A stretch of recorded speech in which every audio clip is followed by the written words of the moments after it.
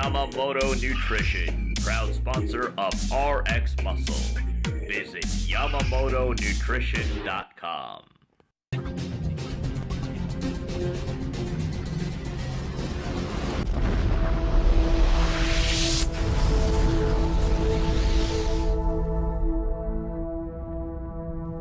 Welcome back to Live With, brought to you by Yamamoto Nutrition.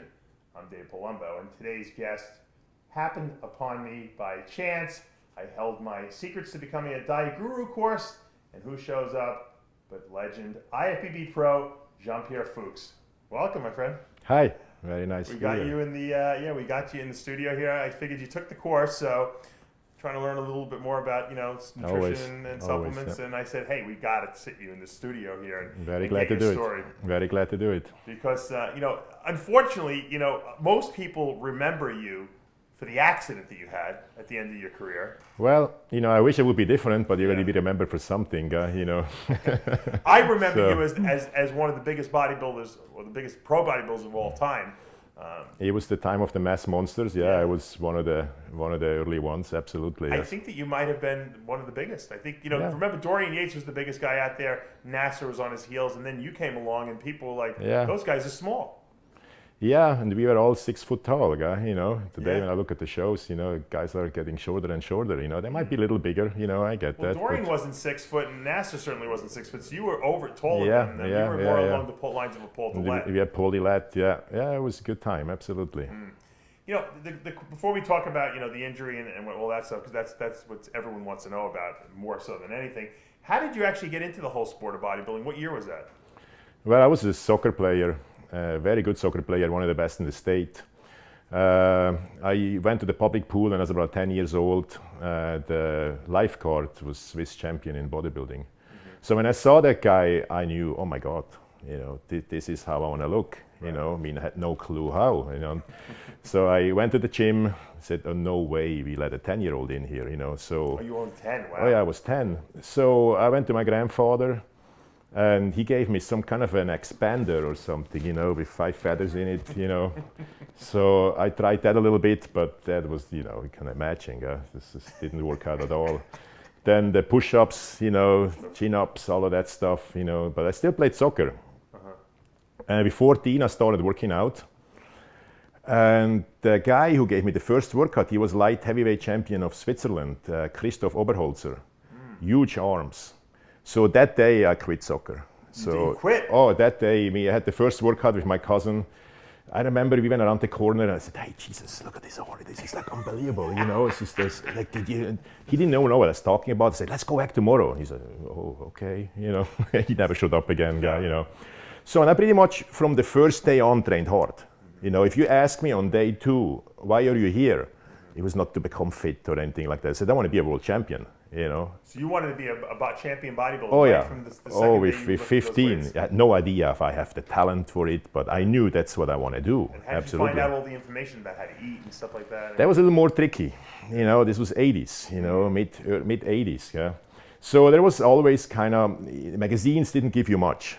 We could order one vitamin from Germany, Rolf Müller's. You're in Switzerland. What was there bodybuilding magazines there? One, Sport Revue from Germany. Right. They sold Arnold's AminoFit. But can you read it? Did you speak German? Yeah. Okay. From the German part. Switzerland has 3 languages, but I'm from the German part. Okay. Yeah. And Rolf Müller's Muscle Tan or something like that. Vitamins. And there was always this thing. Oh, this guy is very big. He eats a lot of yogurt. So you start to load up on yogurt like crazy till you had diarrhea for 2 days. So 1 year, the Dutch team beat the German team at the Mr. Universe, that team competition. So I figured, let's go to the Netherlands. A friend of mine had a driver license. I was like 17 years old. Let's go to the Netherlands. They will know. So we went to Maastricht, and we found this guy. So you drove from Switzerland to the Netherlands? Oh yeah, 10 hours, which is the day after school ended. Let's go to we went to Maastricht, and those guys were I never seen so fat bodybuilders. Yeah. I mean, I don't know what totally. Oh my God, I mean, those guys were huge, and the gyms were all very small, underground guy, Right. But they didn't really know a lot, and they started to ask me, it's like, what steroid are you on? Yeah. Right. Did you even know what a steroid was? No, no idea, guy, no idea. I said, yeah, I take protein, yes. No, what steroid are you on? I said, I don't know, you know. So we found this one guy, he placed fourth or the World Championships. I can't remember his name. So we were invited to his apartment. He was unemployed, like every Dutch bodybuilder was at the time, you know. I think they got unemployment money, you know, for years and years without any questions asked. So we went up there, and there's this guy, he looked like a butcher. I mean, he was sweating there. He was like this freaking, I don't know, this can't be it, you know. So he wrote a plan. My friend was a little older. He was a little better. My friend didn't show me the plan.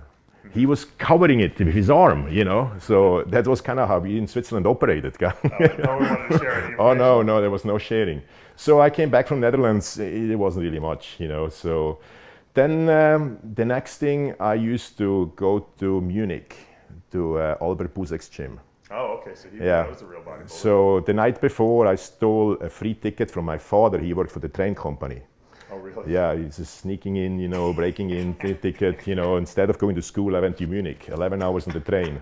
Went up there, and Albert Pekles was preparing for the Mr. Olympia. Sure.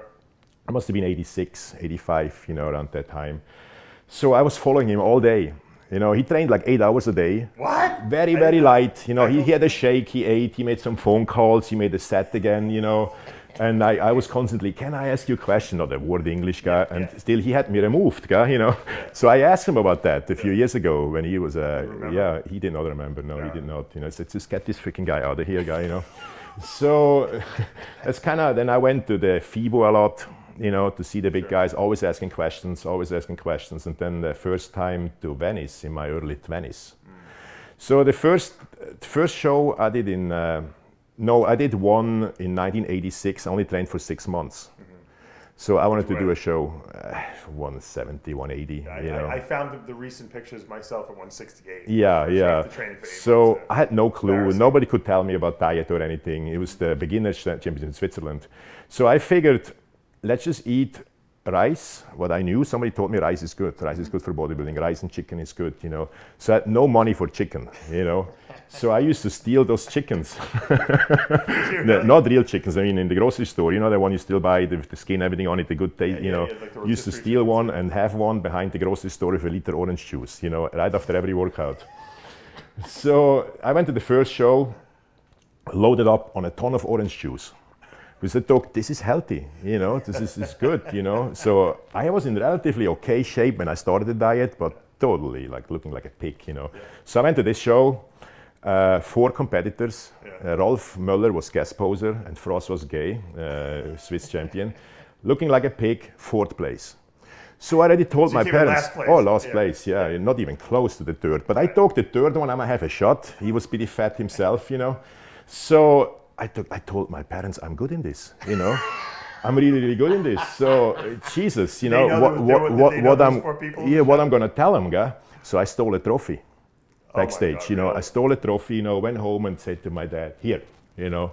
So the phone was ringing a few minutes later, the IFBB, you know. They knew they stole the trophy. So how embarrassing is that? You had to take it back? Yeah.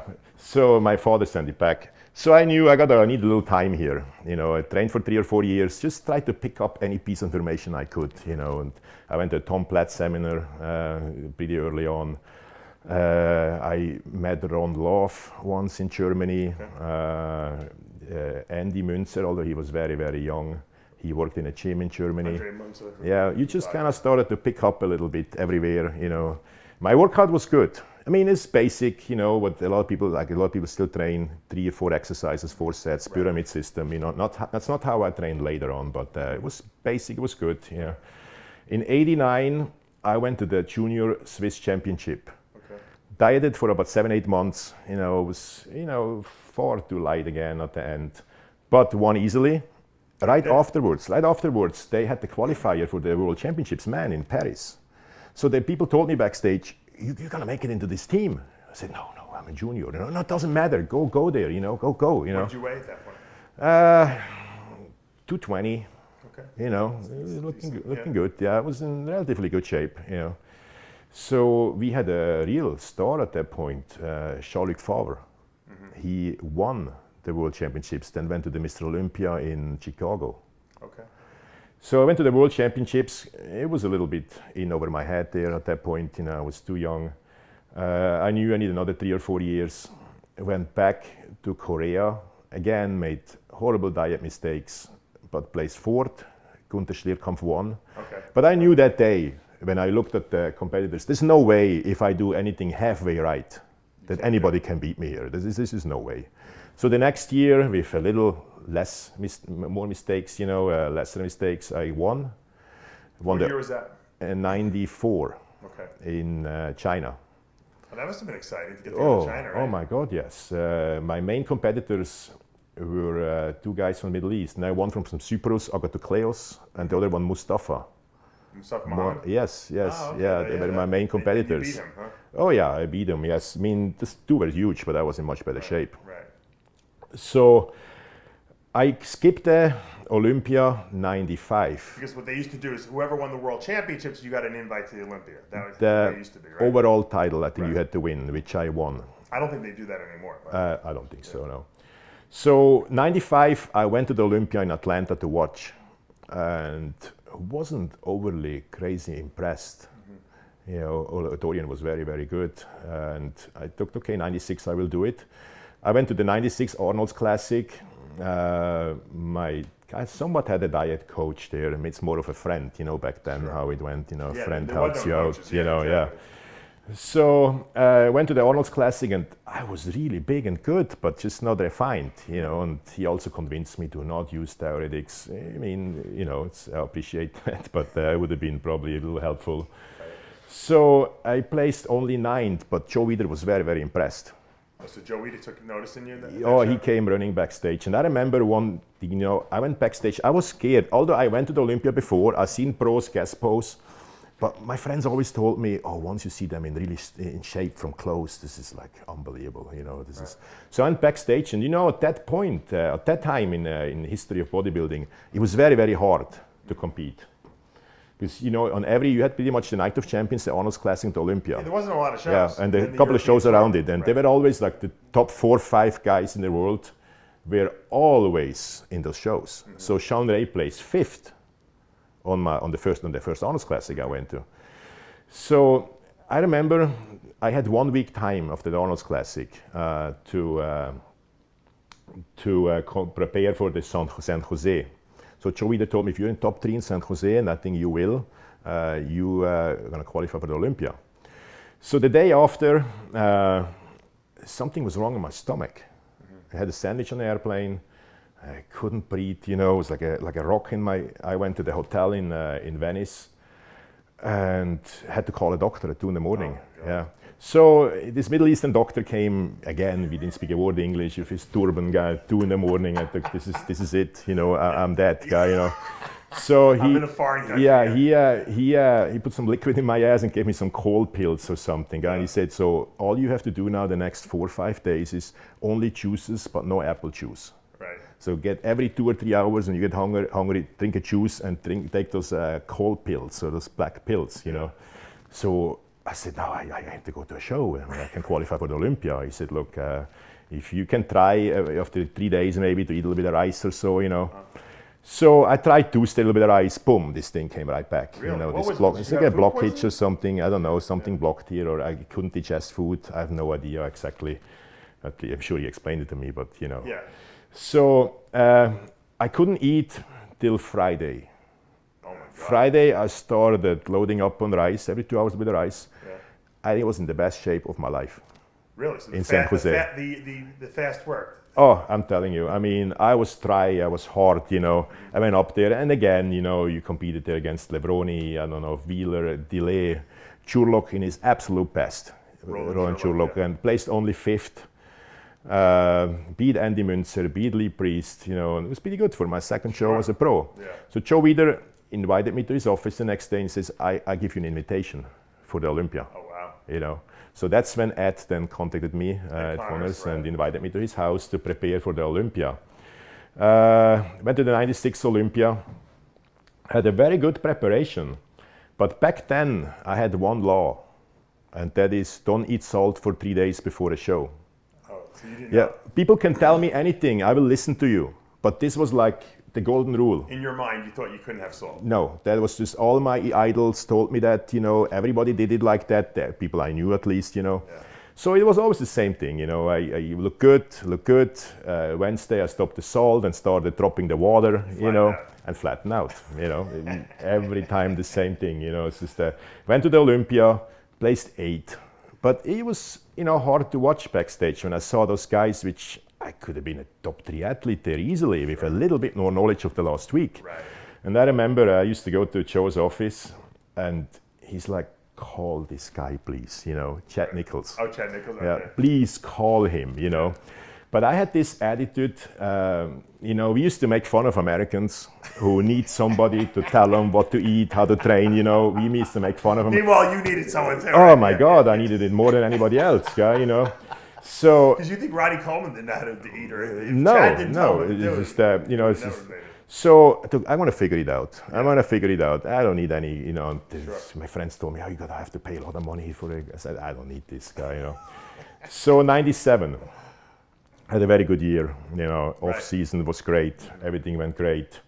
Had this photo shoot with Nasser, which a lot of people still talk about. Still see, You know, yeah. You looked enormous. Yeah, That was but- Chris Lund, right? Correct. 3 weeks before. So a week before the show was 304 pounds. Oh wow. And I was good. And no one was that big back then. No, I was good. You know, my waist was still good at that point. You know, I was really, really good. So I figured I'm going to win this. Right. Not because I'm better, because I'm a lot better than anybody else, you know. So... And you were actually bigger than Dorian at that point. yeah, absolutely. At that moment, yes. And Dorian didn't have a very good showing 96. No.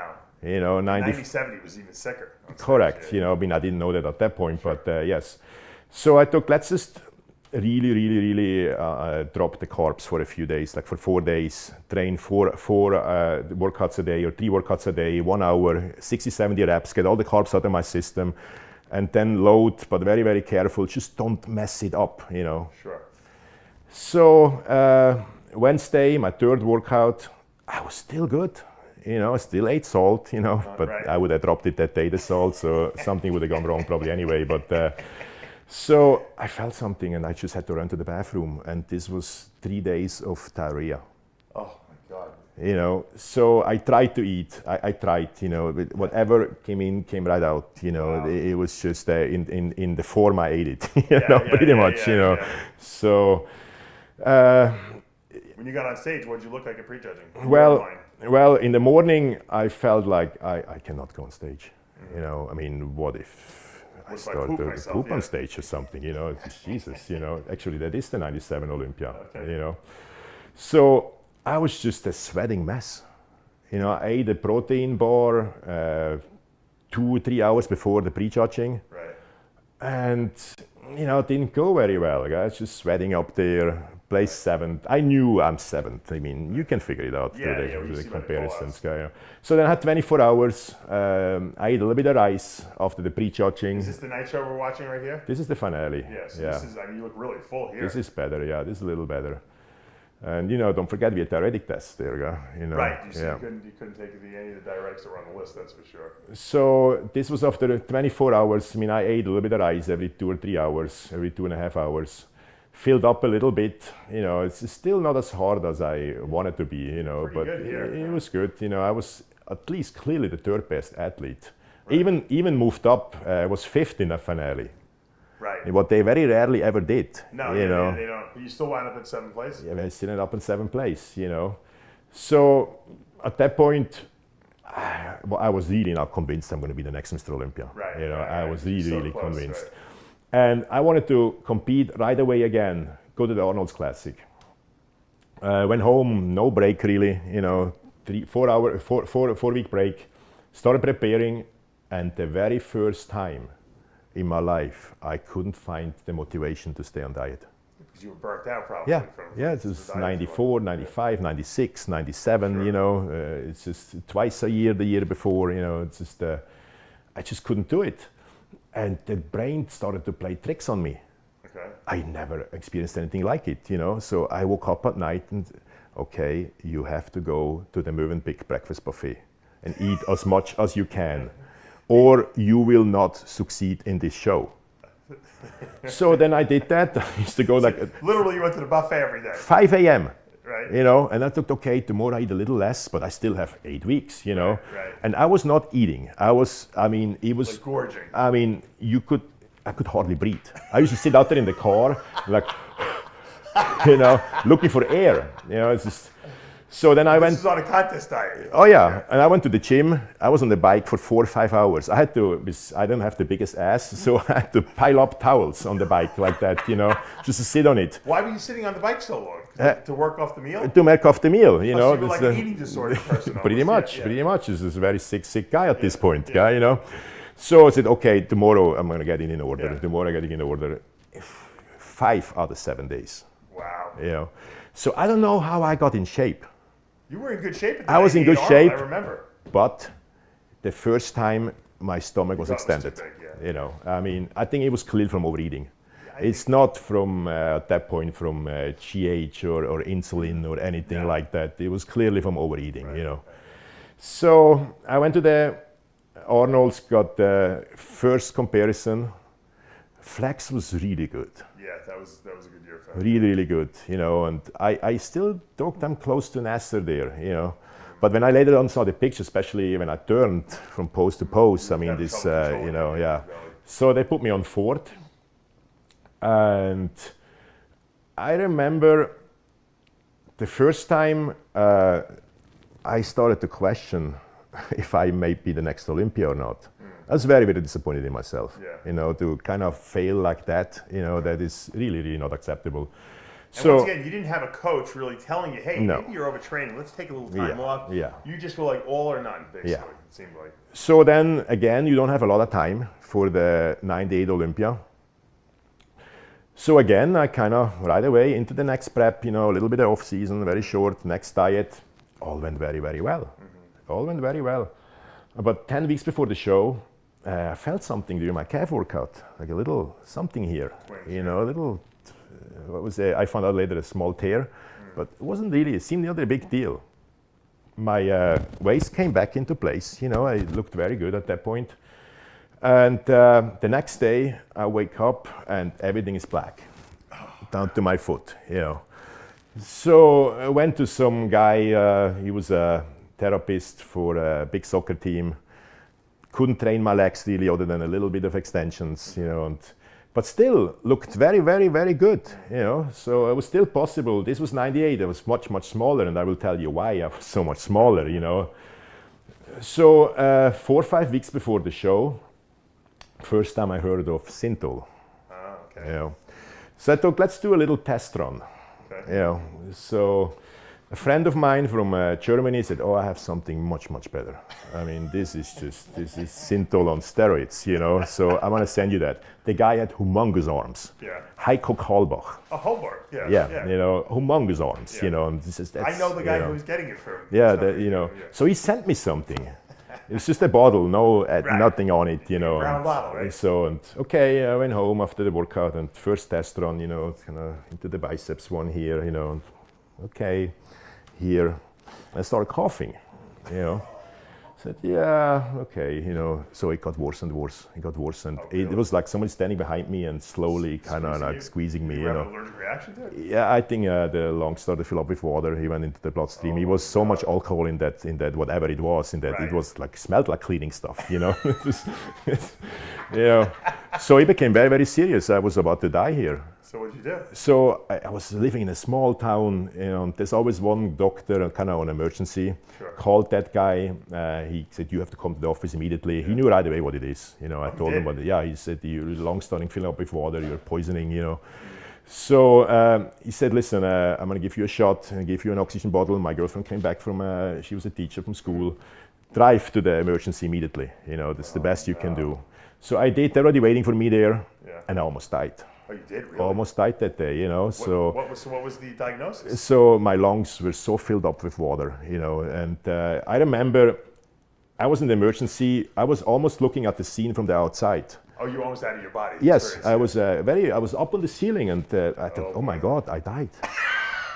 I died. I'm trying to You know, scary, yeah, you know, I mean, I died, and I just heard him. We can't bring his pulse down, you know, it's like a 220, and you know, and so eventually, I woke up, and they had me on Lasix bottles, I believe, pretty much 24/7. It took weeks.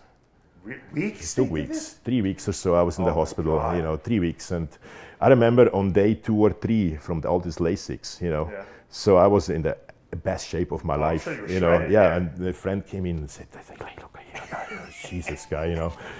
So, and I right away, I'm gonna get it, I'm gonna make it to Olympia, and I started to have those rubber bands, you know, piled into the bedpost, and just kind of like holding, you know, and letting go, and holding, and let it go, and couldn't breathe, guy, you know.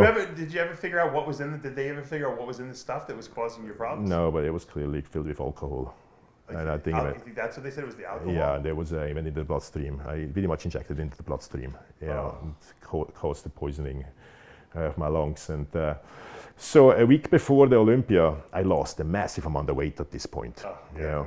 So I told the doctor, I'm going to go with it. This is Mr. Olympia in New York. He said, no, you cannot go to New York. You know, it's just, he said, well, whatever I have to sign, I'm out of here. You know. So they made me sign a paper, you know, and I left. Pretty much had 2 workouts with like 20-pound dumbbells. I could hardly breathe, you know. I was like I had always a film of water on my lungs, you know. I always when I was breathing, I felt it. Went to New York, you know. I mean, what do you expect? The place tent, you know. That was the year that Ronnie Coleman won the first. Correct, Olympia. you know. That's why I wanted to go so badly, you know. First of all, I was still delusional. And you know, and okay, there's a new Mr. Olympia this year. And then that's how I brainwashed myself. I was a total different version.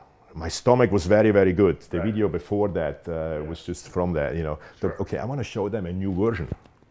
After the disaster of the Arnold's Classic, I'm coming symmetrical. They're you're gonna be the new Mr. Olympia. Then Frank Zane came back, you know, something like that. That's how I brainwashed myself, you know. But in reality, I was just a thinner version of myself, and and having no chance. And then again, you know, to make things even better, stop the salt on Wednesday, drop the water. You went back to your old. Drop the water on Wednesday to really make it bad. And I remember Sergio Oliver was backstage, you know, and then I asked him, I said, so you think, you know, and he's like. Did he really? Now you don't want to even go on stage. Oh my God, you know, and I had Ahmed Haidar next to me, I remember that, and I don't remember a lot. He was just kind of going through the motions, had no chance, obviously. I think the 10th place was even a gift, you know. I think it was even a gift, you know. I don't think even should have been 10th, but at least I qualified for next year. Right. Did you want to quit after that, or what? No. It looked okay. I did not realize Ronnie was that good. I was just busy with myself, you know. I did not realize really what went on there, you know, because I talked to Nasser. We went to McDonald's, Nasser and I afterwards, and you know, Nasser had absolutely no good word for Ronnie, you know. This is Ronnie looked like shit, and you know, and I forget it, and you know, and flex was smooth, all of that stuff, and so I thought, okay, 99, let's give it another shot, but that will be it. So I had this plan then, 99, let's go in. Like I said, I was thinking of Ronnie or anything like that. Let's give it a really good shot and then retire. That would be kind of a legendary thing, you know, just come in, you were young still, you know. Right? Yeah, but I was kind of started to be done, you know. It's just started to take a toll on me. I trained extremely heavy, extremely hard, and I train now. I was young, but you still do it for 10, 12 years now. You know, it's all you pretty much do. You were making money too, though. Yeah, money was good. Money was very, very good. I remember when I went the first time to Joe Weider's office, I had a very, very good contract with Ultimate Nutrition. You know, so I had to sell some products, but it was not a big deal. I had this all in place in Switzerland. We had the general distribution for Switzerland. I got about $60,000 from, there's another long story about that video, but we come to them in a little bit, So I made really, really good money. It was really in the 200,000s or so, you know. Yeah, really, really good. Guest posing one after another, between $3,000 and $5,000, you know, and really, really good. So in '99, I prepared a little bit for Olympia, but then we wanted to move to the United States. My relationship started to go sour a little bit, you know. We were in the same relationship for 10 years. Went to LA. And pretty much decided, let's just do the immigration thing first. Let's take this year off, and then really doing the 2000, you know. Right. So I'm in LA, 310 pounds or something like that, and I get a letter from Weider. We just moved there, you know. This was 2 or 3 weeks before that video. Okay. And it was from a lawyer, one of Vita's lawyers, said, we're kind of still very shocked about your showing last year. And you really got to do better at this Olympia, or we have to terminate your contract. I had a 4-year contract, you know. Oh, really? $84,000 a year, yes. Wow, that was a big contract. So, yeah, I said, no, I'm not competing this year, you know. Says, oh, yes, you do, you know. So I already hired a lawyer for my immigration. I went to the lawyer, and the lawyer said, without this contract, there will be no immigration for you, you know. So, and by the way, next week you're going, having a photo shoot with Nasser. So this was pretty much 7 days without any carbs, you know, because I was in off season, you know, I was pretty much in off season. How many weeks out from the Olympia? 3-4 weeks maybe, Oh I don't my know, God, you I know. was huge in the- And Nasser told me, don't go to the Olympia. Do not. We were good friends, you know. I said, do not go to this Olympia, guy, you know. I said, I don't know what to do, you know. So not even so bad for 3 weeks, for a 2 week, you know. But you know, the stomach and everything is so out of line, guy, you know, and the arms are thin. So he said, do not go to Olympia. I said, doesn't this happen, guys? I said, you come up with something. I said, remember, Flax was attacked by Ninja Warriors, you know? so you're going to come up with something, you know, but do not go to Olympia. This is not good. It's not a good move, guy. So, you know, I went to the Olympia, but this time, the first time I went in, there was no delusion. I knew I'm bad. Yeah. I'm really, really bad. You know, I mean, the only one equally kind of not so good was like Jay Cutler in that show. Yeah, you know, that was his worst. Yeah, it was his first or so. You know, and then me was even, you know, far away from that. So I knew pretty much backstage I'm gonna place last place here. You know, it was just very, very sad. You know, so after that, I had no motivation really to go on stage again. So you were mentally done. Yeah, I was mentally done. So just keep the contract and get the immigration in order. Every year I went back, then my contract expired, and I was literally back on the way to the office, Joe Wider's office, to thank them for the support. And, you know, and my green card came close, you know. My lawyer told me, even if your contract should be, you know, not extended now, so you'll be fine, you know. And I started personal training. So I went back to the office, and they said, well, Joe is not here. Here's your next contract. And they extended your contract? Extended my contract, you know. Wow. So now you're stuck almost. You know, $84,000. I mean, you got, what are you going to do, you know? But, you know, I kind of, you know, I trained seriously. I didn't really know where this is going to go. I might compete next year, I might not. And then I did. And the 2 weeks before, I was not good, you know. It's not that I didn't train hard or anything, but I wasn't in the game anymore. I worked 10, 12-hour days in the gym. I had a whole bunch of trainers working for me. It was just... You were working like a full-time job. Yeah, it was just... so I went to this photo shoot, and everybody knows what happened there, you know. So you looked huge at the shoot, I remember. Yeah. And Chris Lund, let's just talk about Chris Lund for a minute. Chris Lund had this warped sense of bodybuilders have to lift heavy weights, and it's more impressive when he shoots them lifting heavy weights. Whereas a lot of photographers used fake weights. So it looked like they were heavy, but they really didn't weigh as much as they did. But Chris Lund wanted authenticity. And I remember when I placed fourth at the NPC Nationals in '96, and they did a photo shoot. When I got there, he's like, "Can you do dumbbell presses with the 200s?" I said, "I don't do that in my regular workouts. I'm not going to do it a day after a show." He said, "Well, Jay Cutler did it." I said, "Well, Jay Cutler's young and dumb." Yeah, you know, let's... So they would peer pressure you into This was not quite like that on that photo shoot. So he wanted to do squats. Right. You know, I had 4, 5, 6 plates on it. You had 7 plates on each side. I had 7 plates on it, you know, yeah. But that's something you did in training? Yes, absolutely, yeah. So even a week before, I did it in the gym very, very easily. So we did it. Did you warm up? Yeah, all good. We did it, you know, it was all, photo shoot was done. Right. You know, it was all good. I was on the way out. Okay. And he calls me back. Right. Said, well, we would like to change the light, you know, one side to another. And the gym was open in the back. This wind kind of came in there, and he started to cool down a little bit. Right. But it was maybe 4 or 5 minutes past, and he says, just give me 1, 2 reps, you know, we don't have to go through the whole thing again. So you went right back to the heavy weight? So, yeah, that's what happened. You know, we should have started over again. Right, you know, build up to it again. But I thought, okay, it's just 1 or 2 reps.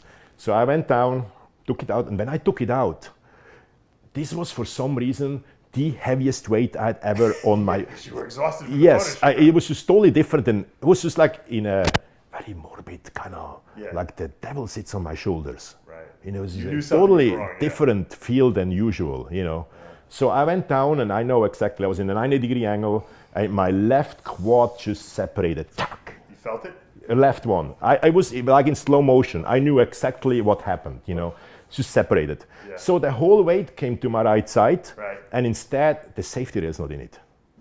Oh my God. Instead of getting up to the safety rails, Yeah. what would have happened with the safety rails? My left quad was still torn. It's not a big deal, you know. I would have been back in 5-6 months, you know, or even earlier. Yeah. But then the right leg started twisting around, and the patella That's a lot of- snapped you had off, a lot and of you weight know, on there. yeah. Oh, the patella snapped off? Patella snapped off, and Oh. you know, I'm not so worried about the torn muscle. It's the tendons get involved, Yeah. and you know.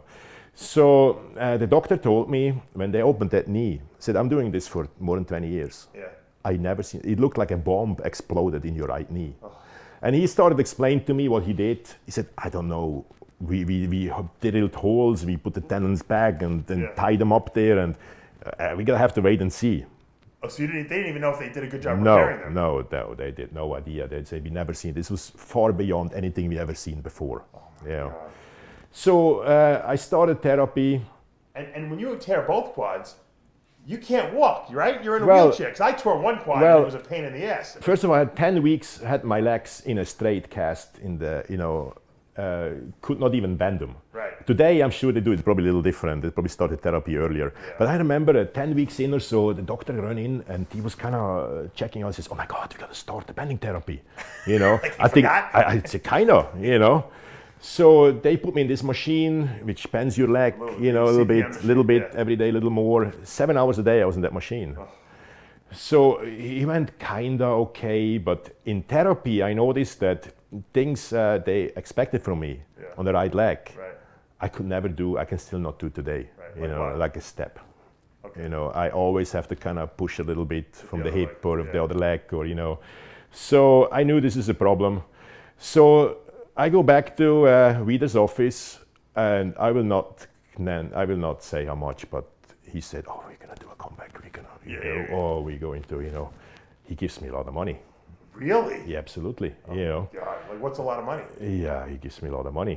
How much? 6 digits, you know. Really? So with the gas postings and everything there, you know. You think yeah. you felt guilty about the whole photo shoot? thing? No, I don't think so. I don't know. He liked me, I guess, Right. you know, and you know, I don't know. I don't know his motivation exactly, but I think You he. took the money, obviously. Yeah, I took the money, you know. So I went home and I trained, but I was so busy. Oh, really? I was so freakingly busy, you know. I Were trained. you and- able to squat after the double repair? Yeah, I did, but after every leg workout, I was with the therapist for 3 or 4 days, really? you know, icing it down and then ultrasound and the whole thing. And then to the next leg workout, I kinda got it back in place again. My left one is fine, you know, there was no problem at all. So a year passed, and again, you know, so you gotta compete. That's in your new contract, you know. So I showed up at the photo shoot, and I was fairly good. Oh, You know. body was good? Yeah, you know. And Chris said, "Well, if you keep your legs tight and thing, you know." So I think, you know, I'll be top 5 or 6. He This didn't is make you do any crazy weights. in no, that no, shoot, no, did he? no, Okay, no, he good. didn't. We had the chest workout. No, it was not like that. So went to the Night of Champions. I was really good, but then again, you take the salt out. You know, you stop drinking water, guy. You know. Oh, you went back to the old. Oh old yeah! tried and Oh true, my huh? God! You know. Oh yeah! This was the bad Olympia here in '99. You know, after a very short diet. So again, you know, whatever I had at that point just disappeared again. So I didn't place. You know, and again, shortly after that, my contract expired. You know, and They didn't renew you, right? they renewed it They did? another year. Oh my God. You really got a good run out of Joe Yeah, Weider, huh? yeah, Joe Weider yeah, really took yeah, care of you, huh? Yeah, they renewed it, and but I knew I won't compete anymore. You know, Right. So I you knew just it. ran one you more know. year with it? So I did a few gas posings and went even on a diet again to do some good photo shoots and stuff like that. And then my right hamstring tore. Oh, I wasn't even aware of that. Yeah, it's 5 partial tears, but it's a pretty bad injury actually. It's painful. And that day I called Joe and said, "Okay, thank you so much, but this is it." And I really didn't need the money in a sense of survival anymore, you know. Right, you were making money. Yeah, that was it. that was it. Yeah. Was there a sense of relief almost that you were out? Well, the relief, I think I mentioned to you, the relief was on the day, this was very, very shortly before the accident actually, gas posing. This is after you had torn your quad? No, before, just before. My legs were already not so good anymore, you know, the last year or so. This was 2001. I already worked, you know, as a trainer and had a big company running. You're too busy, huh? Yeah. So this was very shortly before the Night of Champions, and then the accident came. Wow. Yeah, this was very strange. Now you did say to me, you said to me that Yeah. when you fell, when you crumbled under that weight. I was laying there. Everybody was panicking. Milos run to get ice. You know, he was in his gym, and I was so relieved. Really, you actually felt a sense of peace about the whole thing? I was laying there and says, no, I had no pain. I had absolutely no pain. Yeah, you know, because it you was were just shocked yeah, it probably, was just and I knew this is it. You know, I didn't think, okay, maybe, you know, yeah, I could tell that my right leg was bumbling, you know, there was not even my leg anymore at this point, you know. So I remember they brought me to the hospital in Fullerton, and I was panicking, and I had a doctor already lined up for should ever anything like that happen in Palm Desert, you know, a very, very good doctor, Mr. Samuel Reber, who also worked on athletes before. And I was panicking there. My only fear was I don't want to wake up and some idiot doctor did whatever, you know. So I said, oh, no, you have to bring me back to Palm Desert, you know. So there was a problem with my insurance. They didn't want to pay for the ambulance, you know. And so I called a friend with an SUV and said, take the seat out, put a mattress in, and pick me up, you know. Are you serious? You transported yourself? Oh, yeah. So they had some cast on me, and I remember that ride. I was so happy. I remember I was laying there and I said, hey, there's a McDonald's. Stop at the McDonald's, you know. You were delirious, huh? Oh, God. And then, oh, my God, Starbucks bun cake. You know, I just saw a Starbucks sign, guy, you know, and just like, we stopped like 5-6 times. And he says, why are you so happy? I said, I just finished a war, you know, 12-year war, you know, this is finally it, you know, I'm done. I can finally focus on other things, yeah. With it, huh? And through the whole, I was in the hospital for 2 months, therapy center for almost a month. It was just pure fun. Really? You enjoyed it? Pure fun, you know, you didn't have to think about injecting this or that and going to the gym and eating this meal. And, you know, if I wanted to have an orange juice before I go to bed, I drank an orange juice, you know. So, there was no idea of comeback or anything like that, you know. You told the money was waved in front of your face. Yeah. So what do you do, what people probably want to know, what do you do for a living nowadays? Where are you living? What are you up to? Well, I moved to Palm Springs right after the Olympia in 99. And didn't want to have anything to do at first with personal training or anything like that. So money was pretty good still. I started work at the animal shelter. Oh, that's how you get to the little cat. For very little money, yeah. I started work at the animal shelter. We started go out there at night and trap cats and spay, neuter them, and you know, and release them again. And you have how many? You said 16 cats now? Yeah, it started to pile up a little bit, you know. So we're gonna get this number down a little bit again. Adopt them out. Yeah, you know, and I bring them home. If they're small enough, I adopt them out. If they're injured, I have big setups in my house, you know, that can stay, and we get them to the injuries and then release them again. But I'm big into releasing back into nature, you know. Right. So if a cat is lived out there for a certain amount of time, there's just no point to try to make him live in somebody's house. It never really works out, you know. So I'm very big into that the trap release, you know, neuter program, and that's what we still do. Yeah. That's awesome. And you obviously train people still at the gym? Well, I think what I told you on the phone, I always trained a few people, you know, because old clients, which is, first I had a very big company, 2004, 5, 6, 7, 8, you know, the very big company. In 2008, when the economy collapsed, pretty much my business collapsed, you know. So after that, I was really more focused on the animals, and do you make money with the animals? How do you? No, you don't make money with the animals. No, absolutely not. So to finance that, I always worked a little bit in the gym, you know, but it was 4 or 5 hours a day, and had constantly requests to, you know, prepare me for the show, do this and that. And in the meantime, I learned a little bit, especially keep the salt in, stuff like that. Keep the salt. You learned that yesterday, right? You know, yeah, a little before that, but yeah, it's definitely reconfirmed yesterday. And I was very big into, because I remember I heard a statement once of Dorian, I have no regrets. I couldn't go back and do it any different. Right. I mean, that's very powerful. Oh yeah. Where my career is the opposite. Oh yeah. Well, You you know, made a lot of mistakes. Dorian I mean, was like yeah, Mr. you know, my Study. career. So, and I'm very, very big in teaching, you know, just I think I had a very good system in place to build muscle. You know, I figured it out with the steroids and all that stuff, how to get through it without ruining yourself and all that, you know, and with the new stuff that is now kind of combined, I have a very good system to build muscle. So I've gotten very, very obsessed in the last couple of years how to dial in for shows. Gotcha. And slowly, also with your help, you know, it starts to come into place. And more and more people ask me all over the world through the social media, you know, can you train me for this show? Can you train me for that show? And about a year and a half ago, I took over a team in Colombia. Oh, really? I Yeah, didn't know that. Colombia, officials in Colombia contacted me. They got the first amateur Mr. Olympia in South America. Right. They were so proud. They had this year, this yeah, past they year. could not believe. Can you help us? You know, That's a good the reason I came up, I believe, one of their athletes is a big, huge fan of mine.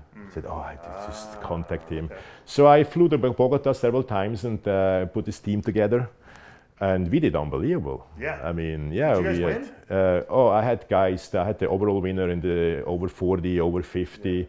The lightweight winner, third in the 100 kilo class, first place in the 100 kilo class, bikini girl in the second. I mean, my team was just unbelievable, you know. Nice. And I used also your system, you know, how to get through the last week. And although I do it slightly different, but you know, Right. it's You gotta make it your own. correct, you know. But it's mostly, and I'm very, very, very big into people studying their posing, you know, posing a lot, you know, all Which is the ironic things. since you never did Correct, that. Yeah. correct. You know, very, very big on that, and I'm obsessed with keeping your stomach in order. You know, Of course, 'cause all the things that absolutely, you made all the yeah. mistakes you made yourself. Oh, absolutely, yeah. And I think in that sense, I'm a much better coach than I was an athlete. You know, and I agree. I think I'm a better coach than I was an athlete. yeah, in yeah. that sense. And yeah, that's what I do now. That's awesome. So, and you're still doing the animal rescue? Oh, a outside? lot. Oh, yeah. That's That your is my passion. Yeah. So we go out there at night with a whole bunch of traps, and if anybody knows, you know, there is a feral cat problem here, we go out with a little army and we trap them and take them home, bring them to the doctor, and if they're small enough, we try to adopt them out, and if they're injured, we get them back to health and then release them. Yeah. You know. What's the best way for people to get in touch with you? Social media. You know, Facebook, my name, yeah. Facebook, Instagram, yeah, it's absolutely. I appreciate you sharing your story with us. Yeah. It was a great story, and All right. it had a happy ending, so that's awesome. It did. Thank you Thank very you so much. much. Yeah. Thank you for having me. Yeah. Pierre Fux, you guys might have been asking where he's been, what he's been up to since the injury. Now you found out. Contact him on Facebook, Instagram. He's got all the social media, and he is now doing contest prep as well.